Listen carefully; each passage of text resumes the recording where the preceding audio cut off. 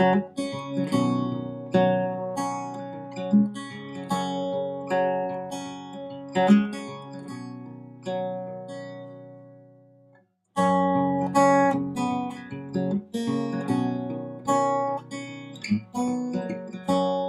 effectivement, on se trouve à Lima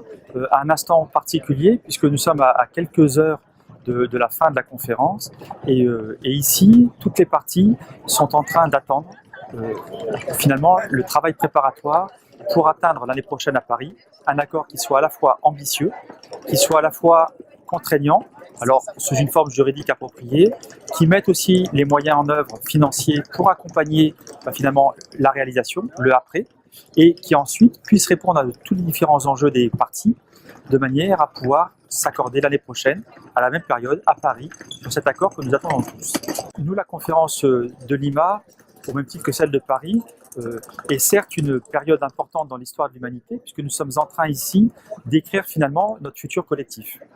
Sous une apparence purement climatique, finalement l'intégralité des problématiques de nos sociétés se retrouve ici confrontée, mis au défi et exacerbée par rapport finalement au dérèglement que l'homme a provoqué par rapport à l'usage des ressources, et en particulier des ressources fossiles. Donc ce que nous on attend ici, c'est au-delà des mots que j'ai employés tout à l'heure, c'est-à-dire l'ambition, l'équité, un travail sur les mécanismes de mise en œuvre, les stratégies nationales.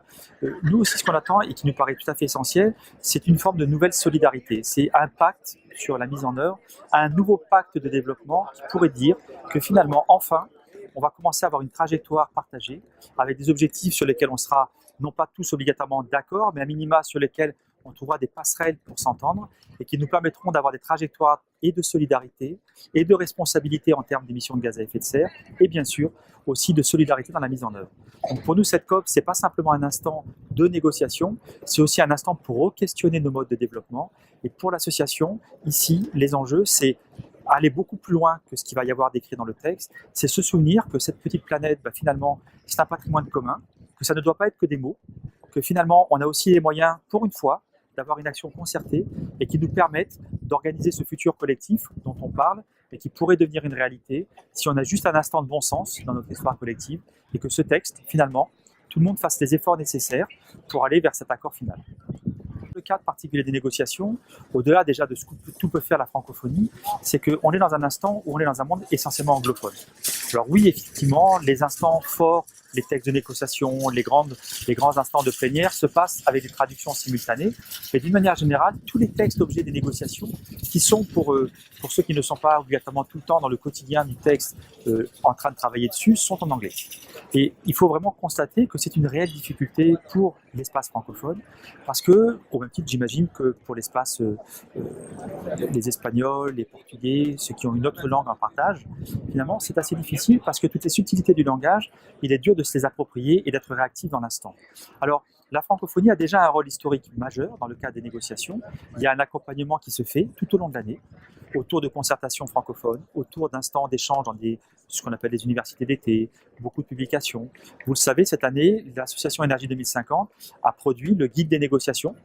climat et aussi le résumé pour les décideurs. Donc c'est un moment pour nous de fierté bien sûr, mais aussi d'immense responsabilité parce que nous avons agrégé l'intégralité des enjeux et des défis qui sont en train d'être négociés aujourd'hui sur des documents qui sont vraiment des bases de la référence pour que chaque négociateur, mais aussi chaque partie associée, puisse se retrouver à un instant donné, à minima à jour, de l'intégralité des défis qui sont sur la table, là, aujourd'hui, en train d'être discutés. Donc cette francophonie, c'est aussi une partie de son rôle. Dans le cadre de Lima, il est intéressant de souligner qu'elle a organisé aussi plusieurs instants d'échanges en français. Alors, chose qui témoigne bien évidemment de cette nécessité, ça fait partie des événements qui sont les plus courus, avec des salles pleines, des gens qui sont souvent dehors, qui sont debout, qui attendent, parce qu'on discute des véritables défis pour cet espace qui, rappelons-le, rassemble 80 pays. 80 pays, c'est une force en termes de possibilités de partage autour d'une langue commune énorme, dont une grande partie se trouve être des pays en développement, en particulier en zone Afrique et dans les petits États insulaires. Et bien évidemment, ici aujourd'hui, ces acteurs-là doivent être au cœur du débat, puisqu'il s'agit, eux, de leur développement. Il ne s'agit pas simplement de changer d'une trajectoire possible de nos émissions de gaz à effet de serre pour eux, mais il s'agit de rentrer dans une trajectoire de développement qui soit soutenable et faible en émissions carbone. Alors, Là, c'est ce que je viens de vous dire au niveau de ce qui s'est passé là, pour cette conférence des partis. Mais sur la feuille de route de Paris, les enjeux sont d'autant plus importants. L'OIF et en particulier l'Institut de la francophonie pour le développement durable, son organe subsidiaire, vont accompagner toute l'année durant les pays francophones pour travailler sur des choses extrêmement importantes comme les communications nationales, comme les modalités de mise en œuvre, comme aussi les points qui doivent être négociés sur des questions de l'agriculture, les questions du sol, les questions de la gouvernance, les questions du financement. Et là, la francophonie, bien sûr, est mobilisée. Elle choisit, elle aussi, non pas des thèmes d'intervention, mais elle se met au service des pays. Et nous, bien évidemment, à l'association Énergie 2050, on est un des partenaires de la francophonie, on en est très honorés, et on participe aussi à ce soutien,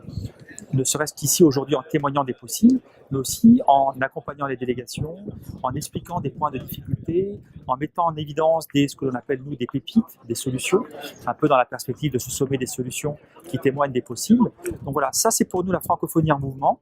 Et cette francophonie, bien évidemment, doit jouer un rôle. Et on en parlait tout à l'heure avec d'autres personnes, d'imaginer bien qu'au-delà même de ces pays dont on vient de parler, les 80 pays, il y a aussi par les alliances autour de cette francophonie un poids énorme. Alors, au lieu de voir cet handicap de la langue, peut-être qu'il serait bien et temps de le voir comme une opportunité, finalement. Une opportunité, non pas pour témoigner d'une différence, mais pour témoigner d'une opportunité et d'une volonté d'agir autour d'un objectif solidaire commun. Et pourquoi pas, finalement, ça pourrait être une des missions de la francophonie à l'horizon de la COP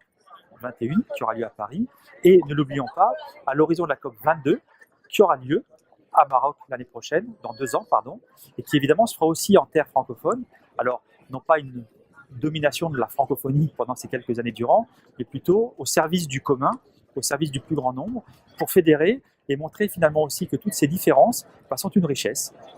pour cet accord, et peut-être aussi une richesse et une opportunité pour qu'on prenne en compte finalement ceux qui ont ces petites difficultés, ceux qui se retrouvent souvent un petit peu sur le bord de la route climatique, dont une grande partie, rappelons-le, sont dans l'espace francophone.